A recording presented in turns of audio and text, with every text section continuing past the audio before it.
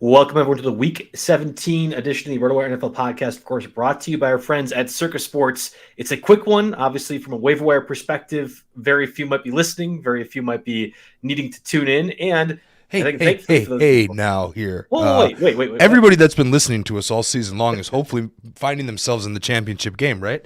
So hopefully we have a lot of listeners, and there's a decent amount of live streamers. I know today's Boxing Day. A lot of people have today off work, so hey. I went through and we made the best of kind of tight waiver wire, but there's still some good options to take a look at. That's certainly a comment coming from somebody who's made a few championships, Jake. I am annoyed that I got bounced from one of them from Shanky. I almost got a Christmas Day miracle. I was down by 3 points. I was ahead by 3 points, and I was going against Brock Purdy in the Superflex League. We can get into our bad beats at the end because I have a legendary one. So that's fantastic. So we'll get to those waiver wire guys here, and I think from a streaming defense and quarterback perspective, there are some interesting names to at least mention. I'm doing the podcast from home, so I apologize if the audio isn't quite up to our normal par, but Jake is at least in studio. You can see that handsome face and beard in proper lighting, so to speak. So let's hit the music here.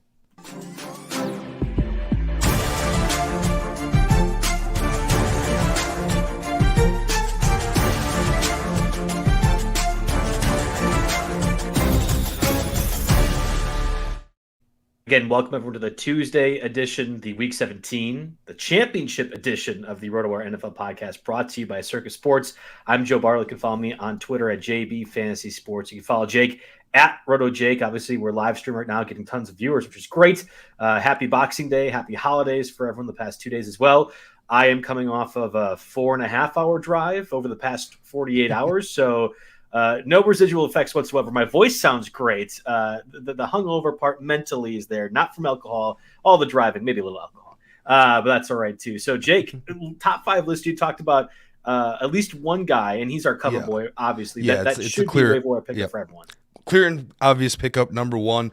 Spend all your fab if you have it. Actually, spend all your fab either way to make sure nobody else can get this opponent. I'm talking Clyde Edwards-Helaire. He's only 36% rostered in Yahoo formats. I'm guessing that's been bumped by first come first serve formats here, but he is the lead man here. Now, granted, his role shrink. It decreased a little bit last week, right? So you wouldn't necessarily know that on paper. He carried the ball 4 times for 6 yards, caught 3 passes for 42 yards. Doesn't jump off the page here, but we have Isaiah Pacheco suffering a concussion. And remember that game was yesterday, which is Monday, for all of you whose days of the week are way messed up like mine are in the head. Pacheco suffered a concussion, just being banged up generally. I don't know if we'll see him back. I definitely don't think you can count on it. And Jerick McKinnon, who has always been a fantasy playoff hero in past years, he is now on injured reserve with a groin injury. So guess what? Clyde Edwards-Helaire is the last man standing. He is somebody that has some pedigree. He's done it before. He's disappointed largely fantasy wise. So maybe the skill side isn't necessarily there. The Chiefs' offense is definitely slipping a little bit. We cannot deny that. My brother out of nowhere at the holidays goes, "So Kermit's not going to win the MVP this year, huh?" And I'm like, yeah, you're right on that. And neither is Brock Purdy after last night. But anyway, not to get too sidetracked, the opportunity is all here. And the other big note I have for Edwards-Helaire is they're going against the Bengals, who are a low-end, mediocre run defense already, and DJ Reader going down for the season. Last week's game was their best interior defensive lineman, was their best run stopper. So if anyone had reasons, like me, to watch the Steelers and Bengals on Saturday, you saw that both Najee Harris and Jalen Warren, who have had big-time shares of struggles. Now, granted, they had a little bit better quarterback play out of Mason Rudolph this week, but that whole quarterback play was facilitated by the run game, them being able to run all over Cincinnati. I think Clyde Edwards-Helaire is going to be able to do the same. I don't think we see Pacheco, and the backup is LaMichael Pirine, if anyone remembers him. Deneric Prince was like a preseason standout and somebody that Mario and John had liked quite a bit. I always say we're disciples on this show of Mario and John, and I wouldn't be surprised if Deneric Prince gets a practice squad call-up. Fair enough. I don't know. I guess at this point of the year, the practice squad gets so wonky. Like, teams will legitimately sign players from other practice squads, so it might be possible that Prince is somewhere else. But I believe Deneric Prince is the guy, and frankly, Not that I don't believe Edwards-Helaire would get a full workload. I believe he would in this instance, and I agree. I don't think Pacheco ends up playing. And Perine's been he's only played in 3 games this year, and he has seen like triple the amount of special team snaps as he has offensive snaps. Perine has, so he's not really much of a factor, unless he absolutely has to be.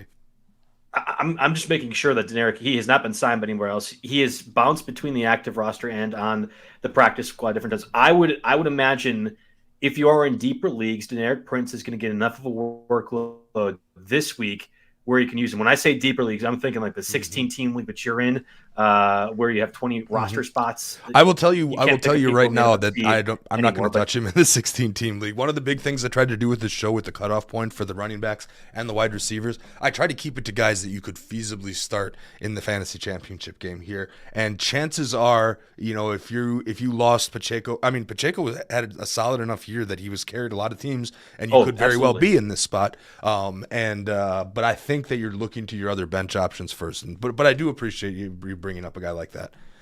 Just not. So we got to keep rolling with the top 5 though. For sure, Edwards-Helaire is the top guy, and I think, like you mentioned, blow your budget no matter what.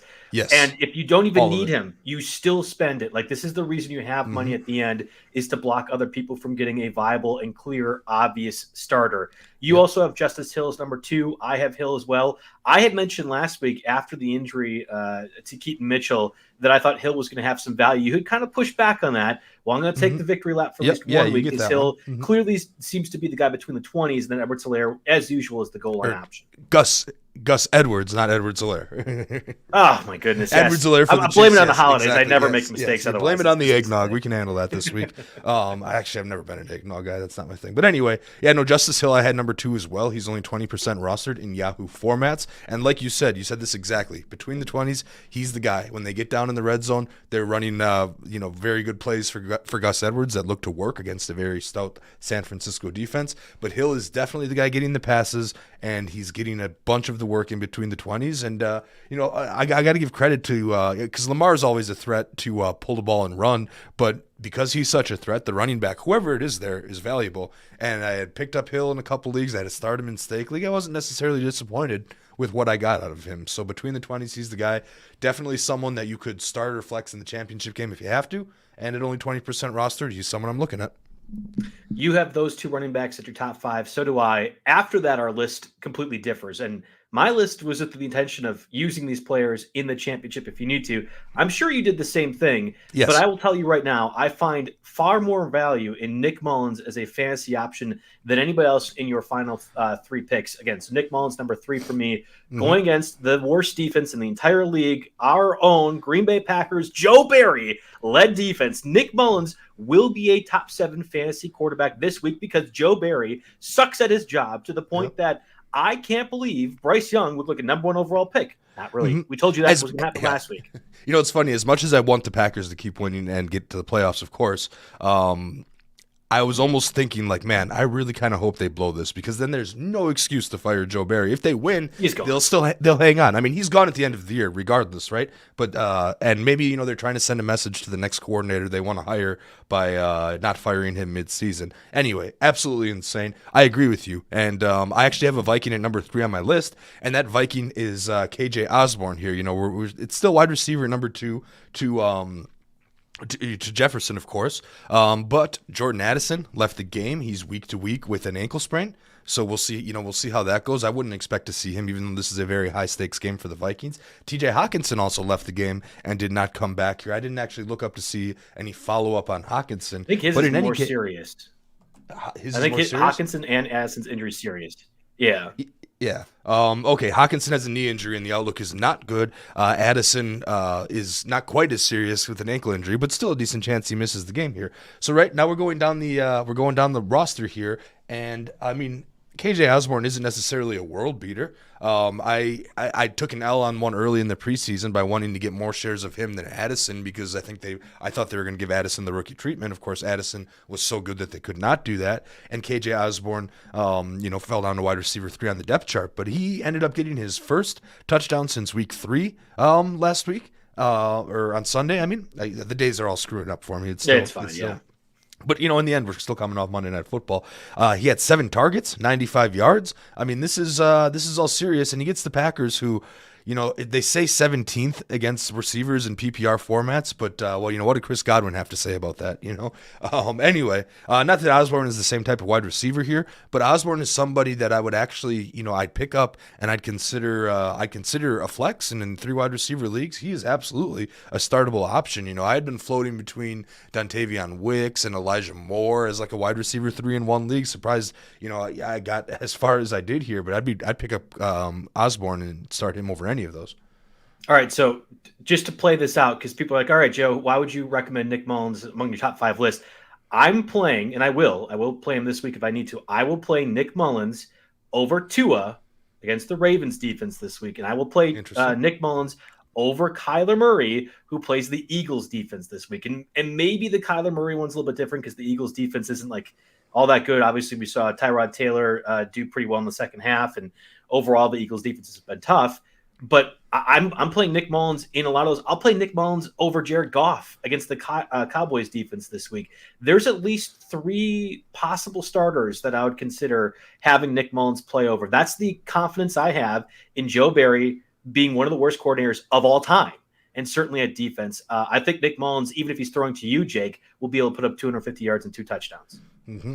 I don't know. My 40 time begs to differ there, but no, that's fair enough. I thought about throwing a quarterback in there. That actually wasn't the first one I thought of, but you know what? Given that the Packers, just to put this in context, Bryce Young, terrible all season long.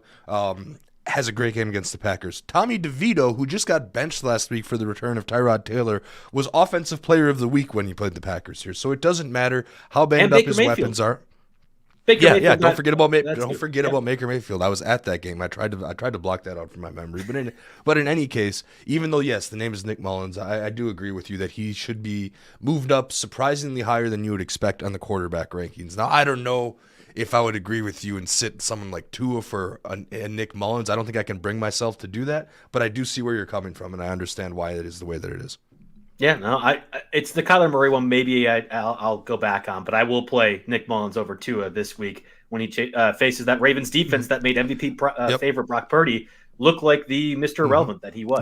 Now there's a good chance in 2 quarterback leagues that Mullins is rostered at this point, right? But maybe not because people are dropping out and maybe not making pickups here. 2 quarterback leagues, he's the number 1 waiver wire pickup, right? You throw him over Edwards-Helaire. He plays the Saints this week. A lot of those other instances, like even Derek Carr. Yeah, I've got a whole list of quarterback streamers that we can definitely get to when we get to that part. But just to put some context of where that is, I'm actually going to look. I have a 3rd place game in a 2 quarterback league. I'm going to make sure Mullins is not. I'm really dialed into my multiple 3rd place leagues. It's still an entry fee. You win your money back, so yes. Whatever. I started Taylor Heinicke in that league. I also lost by 0.02 points on a Lamar Jackson kneel down. So that's my bad beat of the week. That's why I'm in the 3rd place game here. I had the superior team. But anyway, moving on with the countdown because I don't want to dwell on that. My number 4 pickup, 44% rostered, so definitely a little bit on the high side. That is Rashid Shaheed of the Saints. We know Michael Thomas is ruled out for Week 17. That news kind of just broke right before the show here. And I'm surprised he's going to play it all rest of the season. Yeah, exactly. I doubt it. I mean, maybe if they make the playoffs, which they're totally within striking distance of. But no, Shaheed was he's someone that, of course, he scores the touchdown, right? So it looks a lot better. What I'm looking at is the 9 targets and a little bit of return wild card upside here. Shaheed is somebody that I'm more likely to start if I'm projected to be down a lot because I'm going for ceiling and not floor. He's a big play guy. He could get 1 or multiple big plays. And they have what I believe is a very good matchup here at Tampa Bay. So weather shouldn't be too bad of a factor there. I know we're starting to look for that this time of year. And also Tampa Bay's 29 against opposing wide receivers in PPR formats here. Rashid Shaheed is very startable championship week, especially if you're looking to, boomer bust play. He is a boomer bust. He could get 4 fantasy points. He could get 30 fantasy points. There's a lot of range that could happen here. Last week, I believe it was 18.5 PPR points, and I am pretty damn happy with that as a wide receiver 3 or a flex. Better than Cortland Sutton, who left after 2 plays and cost me at least 1 game, so that's cool. Not that I was going to win the stake league, but I'm not bitter whatsoever. Okay, so number 4 makes sense for you with Rashid Shaheed. I probably would not be playing Shaheed in a championship final. That's a little bit too close for comfort, at least for me. I will, however, play the Jacksonville Jaguars defense, which makes the number 5 list for me. They are going against the Carolina Panthers. Panther fans, I understand your optimism. Your number 1 overall pick finally looked good for the first time in his entire career. Thank you, Joe Barry. You send him Christmas cards. You send him all the cookies. Send him to Lambeau because that's why he looked good. I promise you it isn't because your offense or your quarterback's finally turning things around. And Jacksonville, despite how bad their secondary is, they will make mincemeat of an otherwise bad team in Carolina. Jacksonville makes my top 5 list, and I think they are a pickup this week if you are streaming defenses. And it's worth noting again. Yep. And on that note, the top 5 list, you're looking for guys who want to play. Exactly. On that note, people are going to look, all over the place and pick up DJ Shark after his monster week against the Packers because he's only 7% rostered. I left him off the list entirely because I left him off even the wide receiver section of this because you can't expect a repeat. I mean, Godwin went back to his normal self with 10 points. Tommy DeVito crashed right back down to earth after they played the Packers. You can't do a one-and-done pickup after what a player looks like in Green Bay because they're just going to look like an all-star. So, in that case, I see where you're going with the Jaguars defense. I believe that was, just to spoil some of the later show here, I believe that was Payne's pick, and he put a stat in his waiver wire column on RotoWire today that said Bryce Young has not surpassed 12 fantasy points in any of his last 4 road games. Something along the lines of that. So, and of course, this game is on the road here, so we're definitely going there. Real quick, I'll answer a lot of these start-sit questions at the end, but this one makes sense because we're talking about they have the Buffalo defense and the Jacksonville defense. The Bills play the Patriots this week in Buffalo. Of course, again, Jacksonville against the Panthers. Which one would you prefer to play? I'm going to play the Bills because it's a home team. It's a rivalry game. There are stakes here, and Bailey Zappi and the Patriots suck. And the Patriots beat the Bills earlier this season, so a little bit of a revenge game narrative as well, too. I would play the Bills defense, and I do think no matter what the spread would be, I'm looking at it right now at 12 points. I think the Bills do cover in that. So I would play the Bills defense, even though Bailey Zappi and the Pats offense has been better. They're competent, but it was Denver, who's not anything to write home against. Denver's not anything to write home against or write home about, defensively. So. Yeah. And then both of our top 5 ends with Khalil Herbert. And worth mentioning, the Bears faced the Cardinals one of the first times they've been favored over an opponent, I think in the calendar year at least. I think it makes complete sense as well, too. And we had been bouncing around back and forth. I mean, Khalil Herbert had been kind of not a popular fade per se, but somebody that you had to consider in that round 7, 8, 9 back in August. Yeah, and he's certainly somebody that I got some shares of. Herbert on your team and then not at all.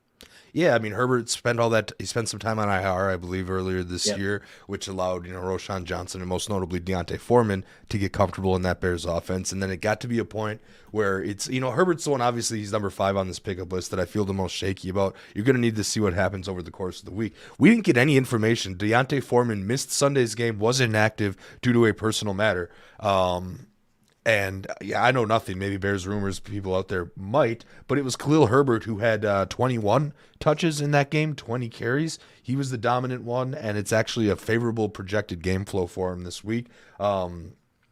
If Foreman ends up being back and being okay, and there's no, there's nothing that prevents him from suiting up, then I'm most definitely probably taking Herbert off this list and examining further. But for now, it's Herbert's number 5 for me, and you could flex him in the absence of Foreman. Yeah. Okay. So real quick rundown. Both of us have Clyde Edwards-Helaire among our top 5 overall pickups. Justice Hill also near the top 5. We differ on strategy-wise for the other ones. You had mentioned KJ Osborn, of course, going against Joe Barry. Rashid Shaheed, an interesting pickup this week as well, too, for the Saints. We liked Khalil Herbert. If you are in the need of streaming quarterbacks, Nick Mullins makes total sense. I will play him over Tua this week. Jared Goff, Kyler Murray, kind of in that same vein. That's how bad Joe Barry's defense is. And then streaming defenses, Jacksonville could do a lot worse against the Panthers team that has struggled against every other opponent, save for the Packers, who narrowly won on Sunday. I want to get a word from our sponsors real quick, Blue Wire, and then we'll come back with those running backs. Okay, we're back. And again, talking running backs, we have mentioned Edwards-Helaire, Justice Hill. I don't think we need to go over them much further. Neither do we need Khalil Herbert. There is one other guy in, I guess, deeper formats that you could maybe consider out of the Commanders' backfield. Yeah, so the only other note I had besides, Edwards-Helaire, Justice Hill, Khalil Herbert, if you're live right now, rewind to the beginning, you get our full explanation for why those 3 guys are worth it. I wrote down, now Chris Rodriguez is in a walking boot, right? He ended up with 19 points in half PPR, looked really good. Brian Robinson missed his 2nd straight game for the Commanders. So you look at this backfield if you need someone who's going to get touches, and San Francisco's a good defense just because Lamar and the Ravens made them look bad by capitalizing on a short field with 4 Brock Purdy interceptions. Doesn't mean that the Commanders of all people are going to do the same here. But Antonio Gibson's 63% rostered. If you end up, if they end up without Rodriguez and Robinson, I would certainly take a look at Antonio Gibson. He can work his way into the flex conversation. Yeah, and I had thought about Derek Gore, a former Chiefs guy. That's where we're at right now with the Commanders' backfield. But that match against the Niners, not all that attractive. Like if it's Brian Robinson, I'll play him. I don't know if I'd even go down to any other level at number 3 or 4 backs if that's the case. I mean, yeah, like I said, Antonio Gibson's emergency flex, who's maybe on the level of Khalil Herbert if all these things fall into place, right? Yeah. Let's hit the receivers and then we'll get some more sponsor reads because the receivers it's a bit difficult. We had talked about Dontavian Wicks last week. Well, he got banged up. We know Christian Watson didn't play. Jaden Reed didn't play either. Is there some interest at all in the Packers receivers depending on how things break out this coming Sunday? Yeah, so obviously the first one I wrote down was Romeo Doubs, right? He's 57% rostered. He has disappointed this year. I mean, there's no other quite real way to put that. Statistically he's been okay, but game to game he's not someone you can rely on a week to week basis. So a lot of people actually ended up cutting Doubs because Doubs was a popular late round sleeper. Everyone talked about the Love Doubs chemistry. We saw it a little bit early on, and then of course when Watson's back and healthy, when Jaden Reed starts emerging, that just meant less touchdowns, less targets for Doubs. So Doubs is down to 57% rostered, but like you said, Christian Watson has a hamstring injury. Who the heck knows? Dontavian Wicks, at least, as one of our top pickups last week, at least he got us a touchdown before heading for the locker room due to a chest injury. Jaden Reed, of course, didn't even play due to toe and chest injuries. So we're getting down to the nitty gritty here. And Tucker Kraft will mention later. He's an interesting option at tight end if you have to do that. But Romeo Doubs is the number one you want to look at with the Packers. Now, I know that we had a pretty decent game out of what did they send him back to the practice squad, Melton?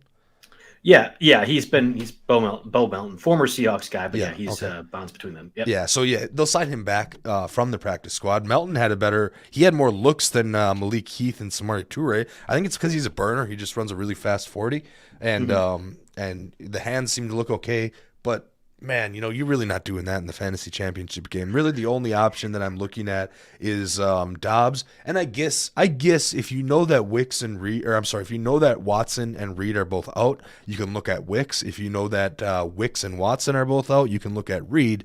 But Doubs is the only name I'm really typing and starting outside of again, a very specific set of circumstances. So there's some strategy to this. If you're in a redraft league, the Vikings and Packers are the very last game of the Week 17 slate. They play Sunday night. There's no Monday night games. They play Sunday night. I would anticipate Christian Watson is going to play. Remember, this was supposed to be a hamstring injury that was not as serious as the previous one that kept him out 3 games. Mm-hmm. So if you're assuming Watson's going to play, he was listed as doubtful, ultimately didn't play, that changes a bit of the element. Jaden Reed was a game-time decision before being ruled out as well. Jaden Reed has fought through a number of injuries, whether it be the toe, chest, whatever else. I could see both Jaden Reed and Christian Watson suiting up in a win and you're in potentially scenario against the Vikings in Minnesota. So if it's both those guys, no matter what Dontavian Wicks, if his health is there, then I'm not playing Romeo Doubs. But I could see a scenario where you're having Doubs, Wicks, and Reed on your roster saying, I'm going to play one of them if the other one doesn't go, if the other one's not active. So like you can do this with your roster now, which is essentially the final week of the season for a lot of folks. Like that's totally fine to stack Packer guys. If you've been cycling quarterbacks, you can go ahead and cut the one that you're not going to start. Same thing with defenses, all of that. So I'm with you there. You definitely have to do this schematically, and it is a good matchup. And you could protect yourself with KJ Osborn, who was in your top 5 list because he's in that same matchup. Like I think you're playing at least one of the secondary receivers. Yeah, either from the Vikings. I mean, or all things considered, I think I'd rank KJ Osborn over pretty much anyone on. It would depend on the Packers receivers' injuries break out. Like if it's exactly. number 1 overall Doubs and then Bo Melton, I think I might have Doubs ahead of him. Yeah. But like if you don't want to worry about it, and you can get Osborn, just get Osborn because I trust him more than even like a Jaden Reed. If Watson and Wicks don't play and it's Doubs and Reed, I'd probably still start still lean Osborn over Reed, but now we're starting to go into every possible hypothetical situation here. I think we've laid this out well enough for our listeners that they can make a decision based on how things are going here. There's some other receivers that in shallower formats you could probably consider when you get to the championships. I want to get a word from our sponsors here real quick before we dive into those. Get ready for the big game parties at Circa Resort and Casino. It's Super Sunday, of course, in Las Vegas this year, which means you can watch the big game poolside at Stadium Swim's big game viewing party. Massive screen, booming game sound, and a view of the pyrotechnic and visual effects are all there throughout the game. Snag the best seat in the sun with day beds, poolside boxes, cabanas, and more, or touchdown at the world's largest sports book, Circa Sports, for the big game bash. You got 3 stories of football glory featuring a 78 million pixel screen. Book your seat with a variety of reservation options, including bottle service, open bar, and stadium-style food. And, of course, don't miss these legendary viewing experiences only there on February 11th, the big game parties at Circa Resort and Casino. Reserve today at circalasvegas.com. Also, a word from our sponsors, OddsR. Are you ready to revolutionize your sports betting approach? Begin with a 2-week free trial at oddsr.com, where cutting-edge AI technology sharpens your edge in the betting game. Benefit from proven 2-year track record, boasting a 60% accuracy rate and impressive 10% return on investment. The OddsR AI meticulously shifts and sifts through extensive data to reveal high-value green value plays, guiding you towards smarter betting decisions. And it's not just about the numbers. The OddsR app is exceptionally user-friendly, crafted to be your go-to betting advisor right at your fingertips. Jumpstart your journey to betting smarter and more successfully. Simply visit the iOS or Google Play Store, download ODDSR app, the OddsR app, and step into a world of confident betting. Your path to a more strategic betting experience starts with the 2-week free trial. Download today, where smart strategy triumphs over luck. Okay, so let's get to those other receivers, Jake, especially in shallower formats that you might consider. So, just to repeat, KJ Osborn and Rashid Shaheed both made my top 5 overall pickups this week. And then I'm going into some guys. There's another tier of guys that I'd consider starting, but there aren't very many. The availability isn't quite there. Josh Palmer is somewhat interesting at 45% rostered. I believe, I don't know off the top of my head, but I think he has a pretty good matchup if I'm remembering this correctly. Yes, I had to pull it up here real quick. Against the Broncos. Which, Broncos again. Nice. We saw them make the Patriots look good last week, right? So we have that. Noah Brown's up to 47% rostered. He had caught 3 of his 7 targets for 38 yards last week. Nothing too eye-popping there, but that was with Nico Collins back. Both of them get boosted if we can assume that C.J. Stroud will be back, and it's a pretty good matchup against Tennessee. So, I'm looking at Noah Brown. He'll be startable if Stroud's back, I think. And then the other one that, again, kind of higher rostered, but 54% rostered, seeing a lot of Jerry Jeudy popping up. I don't love trusting him, but Cortland Sutton's in concussion protocol, and they played the Chargers, who I believe are the 3rd worst against opposing wide receivers in PPR formats here. Judy's one of those guys, obviously has the pedigree, just never quite really came to fruition in this situation here. So, that's a bit of an issue, but he'll have the opportunity at least this week. Yeah. And then real quick, Marquise Brown did not play this past week for the Cardinals. I'm not sure if he was placed into reserve or not. I didn't see if that note came through, but which led the way for a guy like Greg Dortch to get a touchdown for the Cardinals, but other receivers as well, too, for them. Yeah. That gets a little tough. I don't like starting relying on guys like that, or Dortch, Wilson, whoever, in Rondale Moore in fantasy championship leagues. But I guess in the stake league, I might actually be. There's a chance it'll be between Rondale Moore and Jameson Williams for me in stake league here. That's how far we fall in there. But there's a situation there. I also threw down Andre Iosivas. I don't know if I'm saying that right. Just because he had 8 targets, caught 4 of them for 36 yards. He's basically the new Jamar Chase. Obviously Jamar Chase light, but he's taking a similar workload to what Chase was working here. He's dealing with that shoulder injury. I believe the Bengals are pretty close to, if not out of playoff contention already here after getting kind of rocked against Pittsburgh. So maybe we don't see Chase back, and Andre Iosivas can bring something to the table here. But again, this is a long shot here. The Dorches, the Iosivas, I'm not really starting them. After we get past Dobbs, Osborn, Shaheed, I'm probably not starting anyone. And then the next tier is Palmer, Brown, Jeudy. But that you're getting pretty desperate again here. I wanted to make a good cutoff. I could talk about, there's no point in going, watching all these targets and snap counts and trying to project future weeks, because it's do or die right now. It's the Super Bowl, as many say here. So that's kind of where I cut the list off. And I had Nick Mullins on my top 5 list at number 3. If you need to stream quarterback, somebody was asking, Mullins is on waivers. Would you play him over Geno Smith or Trevor Lawrence? Geno Smith has the Steelers defense this week, and Lawrence has that right shoulder sprain, had the concussion, had the ankle injury. I would be legitimately surprised if Lawrence plays this week. So would you play Nick Mullins against the Packers or Geno Smith against that Steelers defense? I'd play him over Geno, but if Lawrence is back, I still play Lawrence even if he's banged up.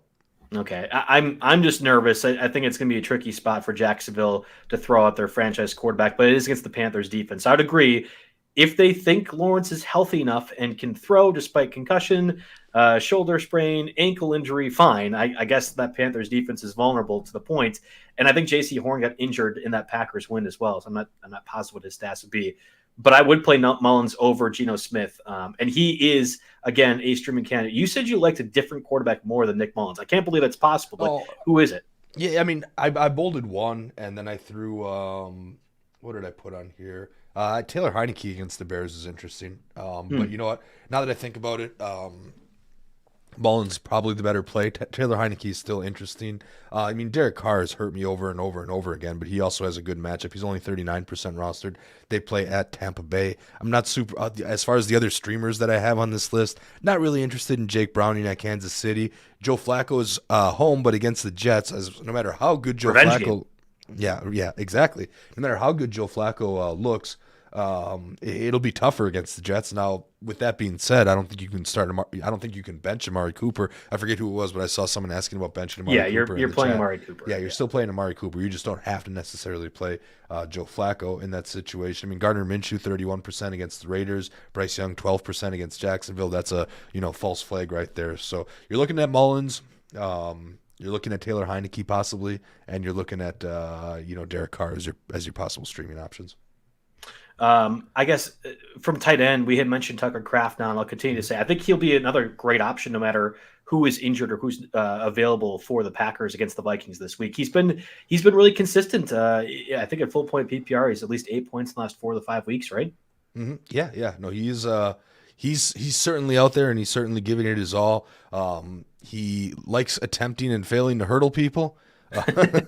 But which is a little bit of nonsense. I don't understand why anybody tries to leave their feet in the National Football League. You can get away with that at lower levels, but maybe not here. In any case, no, Tucker Kraft's still very, very much in play. He's at Minnesota this week. I wrote down Chigi Okonkwo because he looked like he looked like kind of his old self against Tannehill. He looked like the guy that a lot of people were drafting maybe a little bit too high this season here.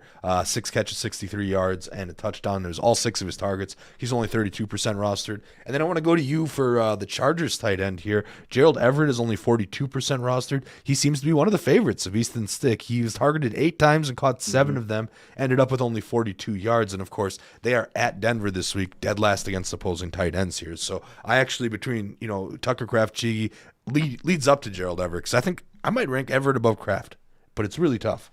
I would play Kraft over Everett because I know there's a consistency factor with Kraft within that offense, and I would assume even though Musgrave was practicing last week, I don't think he plays this week. Yeah, I mean, if Musgrave comes back and plays, part of the appeal of Kraft is a very, very high snap count. He's out on the field, upper 90% of snaps ever since Musgrave went down. If that goes down to even 20%, then your ceiling's a little bit shot here. So a lacerated kidney is supposed to keep you out the entire season. So that Musgrave is practicing. I just don't see him taking contact. So I'm assuming Kraft is going to get the full complement of the workload.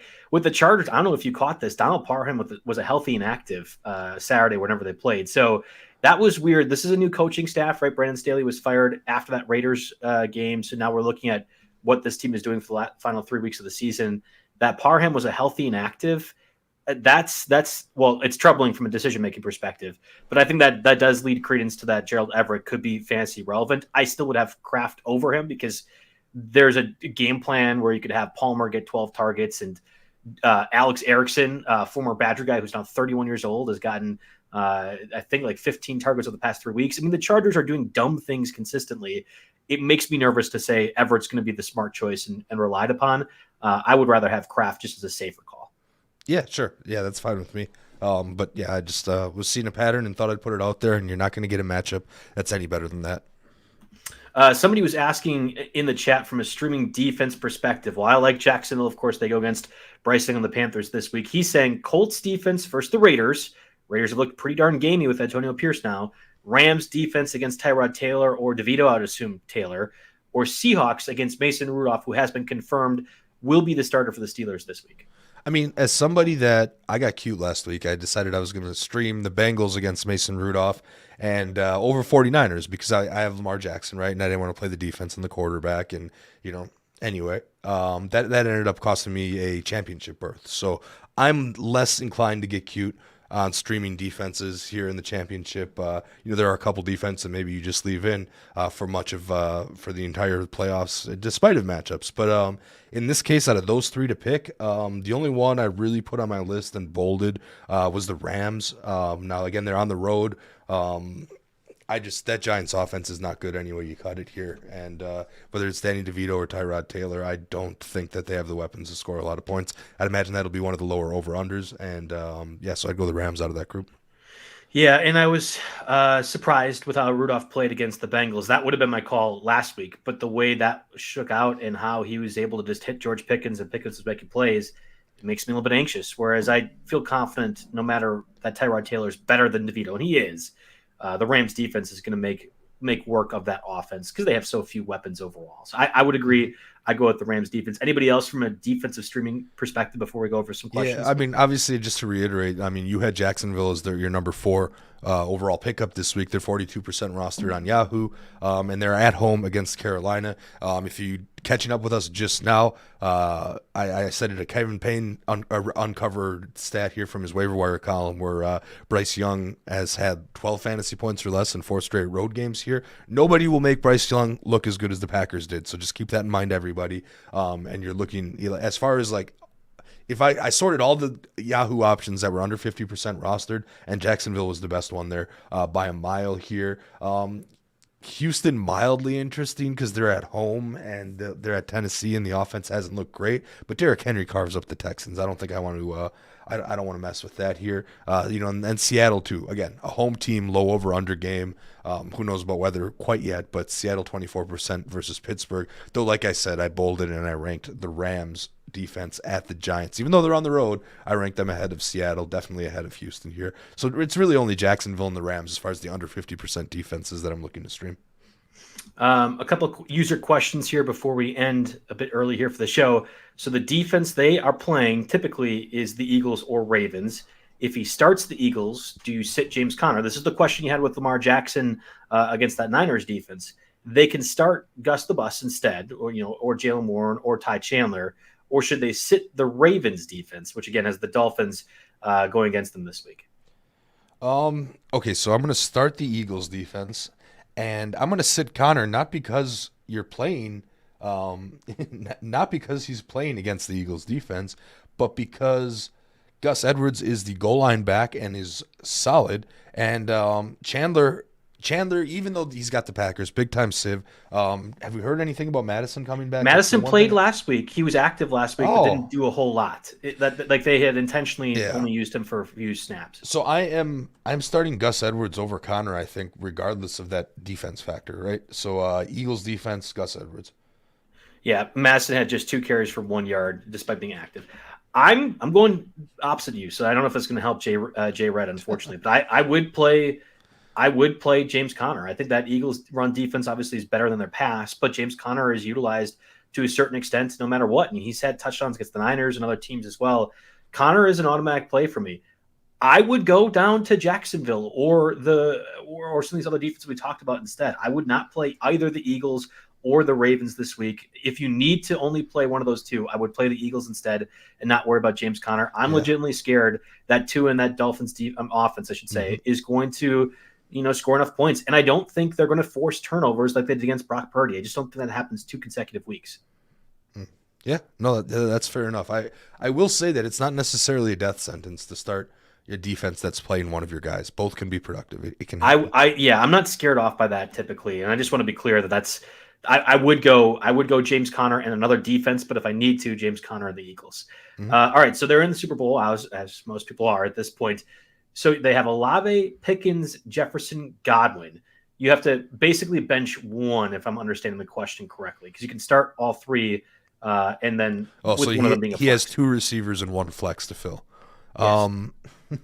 As funny as this is, I am Jefferson's not, an obvious one. yeah. Oh, yeah. So Jefferson's a lock. We know that, right? Yep. I also think Olave is a lock. I would too. Yeah. Yeah, Olave is a lock to me. Buccaneers Yeah, this week. because so those 2 are in. So it comes down to Pickens or Godwin here. Man, so I know it's going to sound crazy after what he did this week, but I'm sitting Pickens and playing Godwin. Godwin is getting you a solid 10 points a week, no matter what, and Pickens is. He's been single digits more often than double digits, and this is talking full PPR here, right? Yes, he had a great game with Mason Rudolph last week. You know, he got one of those slants that ended up breaking. He broke away and had poor You tackling got on. a long, a deep bomb too. That was a great throw. Yeah. I mean, then that was deep in their own territory here. So Pickens went off and had a good game, but I don't think I would overreact to that. It's going to be very, very tough after seeing those 35 points on your bench. And congratulations for making it this far with those 35 points on your bench. But I am not. Just like we were saying with with Bryce Young, and you can't overreact to 1 week here. This offense is not going to play as well as they did last week against the Bengals. Against the Bengals defense that was frankly overmatched and undermanned. Saints as well. Remember, do pretty good against Mike Evans. Marshawn Lattimore, Mike Evans over the years has been a pretty good battle, and Chris Godwin has been able to pick up the slack in that absence of Mike Evans. So I agree. Initially, I thought for sure George Pickens, Rudolph has unlocked something. I think you go the safer route, knowing that Godwin's going to have a floor that is totally fine, and Pickens for most of the season has not been able to do that. So next question, somebody asked, they picked Joe Flacco and Mayfield in a couple leagues with Dak Prescott struggling. Do you play Flacco or Mayfield again? Mayfield against the Saints, and then Flacco against the Jets. I would play Nick Mullins over both those guys, but in this instance, would you play both of those? I would not play Flacco. I'd cut him to make your roster better. He's playing the Jets. You don't want that. Mayfield's interesting, but I'd just go play Dak. Did you cut Dak? I mean, go play Dak. Like you say, he had a bad week last week. People get weird about this. He wasn't a low. He wasn't a complete and total disappointment like he was the week before. He had 253 yards, 2 touchdowns, and 25 rushing yards here. And then of course Dak is playing the Lions, who are 29th against opposing quarterbacks here. Exactly. We don't need to overthink this one. I would actually cut both Flacco and Mayfield and pick up some of our top 5 guys. To make sure other opponents, you just bogart good players, make your roster as best as you can, and throw Dak out there for the championship game, because he could find themselves in the shootout against the Lions here. This is going to be one of the biggest fantasy games. I mean, how many Amon-Ra, Laporta, CeeDee Lamb people are alive in the playoffs right now? Because those are some of the fantasy MVPs right behind McCaffrey. I mean, this is going to be a huge fantasy game, and there's going to be a lot of scoring back and forth like the people want, and the people are definitely going to get it. The Cowboys are at home too. I don't know why we're trying to shove Dak out of the lineup. Yes, he had a dud 2 weeks ago, but last week wasn't a bad game by any means. I mean, 19 fantasy points isn't killing you. So I don't see why we're trying to shove Dak out. I mean, Dak is still a possible MVP candidate here. I mean, if we think Purdy threw himself out of it last night, Lamar is in there. Lamar and Dak are very much neck and neck here. Because let's face it, it's a quarterback reward. I mean, yeah, we're not benching Dak. Let's just get that clear. Like, I understand it's been disappointing. They haven't played the Lions defense in the past 2 weeks. That there's the biggest difference. So yes, Dak is going to be like for a lot of people ranking. Jeff Erickson does the weekly rankings. He might be quarterback 1 fantasy wise this week against this Lions defense. So yes, I'm playing Dak Prescott. It's not close. This one a little bit more tricky. So Justin Fields again against the Falcons defense. CJ Stroud theoretically healthy, was already doing better concussion symptoms wise on Saturday against the Titans defense, and then Stafford against the Giants. I know I have one direction, but I think it might be different than yours. What would you say out of these? Stafford against the Giants and Stroud against the Browns. No, Titans. Oh, Titans. Oh, yeah, that's right. Last week it was the Browns. Anyway, I messed that one up. I mean, I could see going for the home run play with Collins and Stroud, which it does change things. You have to look at how the rest of your roster is constructed, how your opponent's roster is constructed, what the projections look like a little bit. But I'm actually more inclined to break up the pairings, because that way one terrible game from an offense doesn't kill you in the title game. Now, granted, that burned me last week when I sat Zay Flowers here on Monday night. Because again, Lamar and Flowers, do I really want to put all my eggs in that basket against the Niners on Monday night? Apparently I didn't know any better, but in any case, man, I would, I'm playing Stroud. I don't even think it's not even an equal column thing. That Titans pass defense is really bad. Stroud's been electric when he's been healthy. It's not even a debate in my mind. I'm playing Stroud. I really am. Yeah, I could see that going into a shootout because Derrick Henry is going to have, another career game against the Texans because that's how this, how this No happens. Jeffrey Simmons too. Their stud pass rusher for the Titans. He's done for the season. Stroud's going to have to step up, and step up and score a lot of points. Yeah, I'm with you. If Stroud's back, you got to roll Stroud. Although I could see the temptation of if you're starting Nico Collins, no matter what, would you rank Stafford a close second, or would you put Fields up there? Stafford's definitely close. Yeah, for sure. Mm-hmm. Stafford's definitely close, but it's CJ Stroud all the way. Mm-hmm. Nick Rico wants us to set his entire lineup for him. We're not talking kicker questions. Oh yeah, I'm not. I was like, I saw that. I was like, yeah, we're not doing kicker questions. No, but I mean, it's worthwhile to mention at least because Waddle did get banged up. I assume Waddle's going to play. And I don't think it's going to be much of a question. But if he's out for whatever the reason, we're doing this on Tuesday. Do you like Jackson Smith and Jabo, who has been a favorite of ours on past shows, or Josh Downs with the event that Michael Pittman doesn't play? I think Michael Pittman also plays. So this is not a debate. It's Jalen Waddle, then JSN, and then cut Josh Downs. But I guess I want to be clear if you think that's the case or not too. Yeah. Obviously Waddle's number one. Yeah, and then I'm going JSN over Downs for sure. Yeah. Final question for, again, today's show, a little bit shorter due to Boxing Day, which is a very, very appropriate holiday for us. Full PPR. They have ETN and Hall. Of course, Hall carried everyone this past week. CeeDee Lamb and Puka. Devontae in the flex. So in this instance, they would have Amari Cooper and Jonathan Taylor on the bench. Again, Amari Cooper, everyone's worried about Sauce Gardner and that Jets defense. No one is caring about Joe Flacco's revenge game narrative at all. And Jonathan Taylor, who did score a touchdown going against the Raiders defense this week. When we watched that rushing attack for the Chiefs do pretty good, relatively speaking. I mean, I remember all the way back to early in the year when the Packers running game without Aaron Jones and A.J. Dillon only, had a pretty good game against the Raiders. Yeah, this one for me, Devontae might be dead to me until he reunites with Aaron Rodgers in New York next year. But I'm flexing Jonathan Taylor. I think that's far and away the move here. Again, good matchup against the Raiders. Last week we saw that it wasn't too much of a concern. No injury. I mean, remember it was a thumb thing anyway, right? So it's not like it's a lower body soft tissue thing we need to worry about. Carried the ball 18 times, scored a touchdown here. Zach Moss still banged up, and yeah, this one's Jonathan Taylor. I'm flexing him for sure. I'm going a different direction. And I want to be clear. I'm assuming Trevor Lawrence does not play. We're doing this on Tuesday. He's got a right shoulder sprain among 3 other injuries. They should not play him. I don't know if they will, but they should. So I'm assuming Lawrence does not play.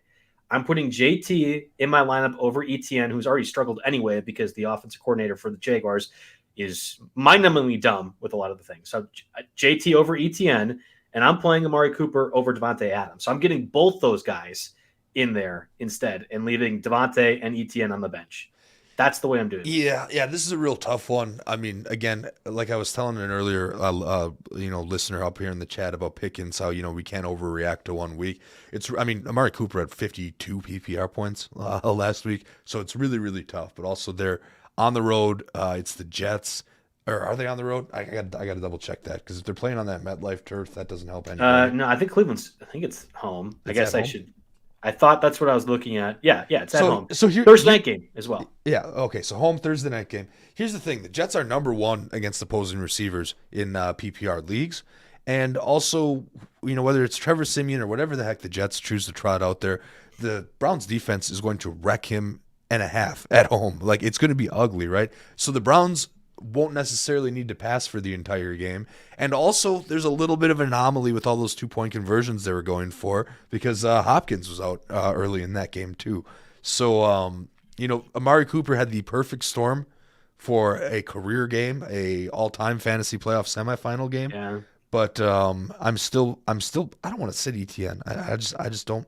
No, I don't. As somebody that has lost Stake League because ETN has completely fallen off, I'm totally fine with it. The person in the chat saying against the Panthers defense, I think Aaron Jones is really special. It's the offense coordinator right now for Jacksonville, and no Christian Kirk has really hurt the offense. No Trevor Lawrence will also hurt it too. I think this is a no-brainer if Lawrence doesn't play, but even if Lawrence is active, I'm not playing ETN. I'm going to have Jonathan Taylor. All right, so ETN had 6 PPR points last week, 9.9 the week before, 17.2 the week before against Cleveland. Those are all top 8 defenses against opposing running backs here. So I don't think it's fair to say that he's completely fallen off because he's just had some tough matchups here, and they weren't even complete duds of fantasy games. They're just not what we were used to in the first place. So I am finding a way to get both ETN. So, I mean, basically what it comes down to is ETN, Taylor, or Cooper is how this question goes for me. And I think the touches for the running backs are safer. Like, look at the rest of this team. You got CD and Puka, right? Yeah. You have a good team, right? I don't think you need to. I'd stay away from boomer bust guys after that here and take the steady guys. And in this case, the 20 touches, steady guys are JT and ETN. Okay. All right. Well, that does it for us in the Tuesday edition of the RotoWire NFL podcast, of course, brought to you by Circa Sports. Next week, it's the tuxedo week of sorts. We'll be handing out awards for all the waiver wire periods. We're going to be going through our over-unders at the beginning of the season. I have not looked yet, but I'd imagine we've been failing pretty miserably at those. We'll have to see.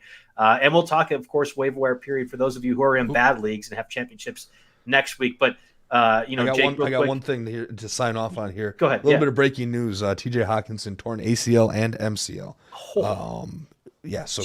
So not good there. So throwing that out there. Wow. It's weird to pivot immediately to talk about who's next on the depth chart, but Josh Oliver, Johnny Munt, Nick Muse, you don't get super excited about. Josh Oliver signed the big contract this offseason to be the blocker, but Johnny Munt's been more of the receiving threat in those instances where he's had to play. I don't know if anybody gets picked up instead, but it goes back to the Tucker Kraft conversation or Gerald Everett. I mean, I think both those guys are better than anybody I'd expect to fill in. Munt had a this is where KJ Osborn. Exactly. Yeah, KJ Osborn becomes my number one guy. I think actually a guy not over CEH per se, but they will use Osborn as the blocker. And not that he plays tight end, but he's gonna be guaranteed to play no matter if Assen is or is not active. So I actually think that matters. Osborn will see 100% of snaps probably, and it's against the Packers. So anyway, he's gonna get into this conversation over some. I mean, like, man, I'm thinking, do I pick up Osborn and start him over Chris Godwin? Like, that gets to be that's a little bit tougher. I would pick him up and start him over DeAndre Hopkins, who's been very disappointing for me lately. I would over Hopkins. It's that run of guys that we're starting to think about. So again, full circle. We start off with Osborn at the beginning of the show. We end with Osborn. Tough break for TJ Hawkinson, man. He's going to fall. He was a top 5 tight end for next year in redraft. He might not be available for next year. He might not be exactly. So yeah, man, feel for the guy, but. Man, yeah. Anyway, tough one. I saw that little bit of breaking news and thought I could squeeze that in. We could help each other or help out our listeners with maybe one more quick pick here and call it a day. But yeah, next week we'll revisit some of our win total over unders, maybe see if we made any money there. I haven't even looked at those since the first week, and we'll give away some waiver wire rewards. We'll still start out with the top 5. We always like to say, if you're playing week 18, quit the league. But I'm sure there are still people out there. I know Stake League still counts for points for us. For a lot of money on the line there. So we'll hit you next week with the top 5 pickups, give away some awards, and we'll see where things go from there. Real quick, we've had a loyal listener group throughout the entire year. We appreciate you guys tuning in, giving us questions to answer. Hopefully we haven't led you astray too often. And it's a privilege for us to do the podcast and help you guys out with a critical thing, which is the waiver wire. Even though I feel like we're working at times with our hands tied behind our back on Tuesdays. We've done this now for, I think, 5 years, and it's been a real joy to be able to go over this with you. Hopefully we've led you some success. We'll talk about those guys at the end of the season, but thank you, listeners. Seriously, absolutely. Thank you. Even if I make fun of you for kicker questions, or if I make fun of you for Peyton Hendershot questions, I know Uncle somewhere out there. We appreciate everybody that's tuning in live with us. It makes it a better show. It keeps us on our toes and gives us real life dilemmas to think about, which I think a lot of fantasy content is lacking sometimes. Like, we can give you a giant list, but if we don't lay out the alternatives, sometimes it becomes very difficult to put it in context. And you guys really help us with that. All right. Thanks everyone, and best of luck in your championship matches.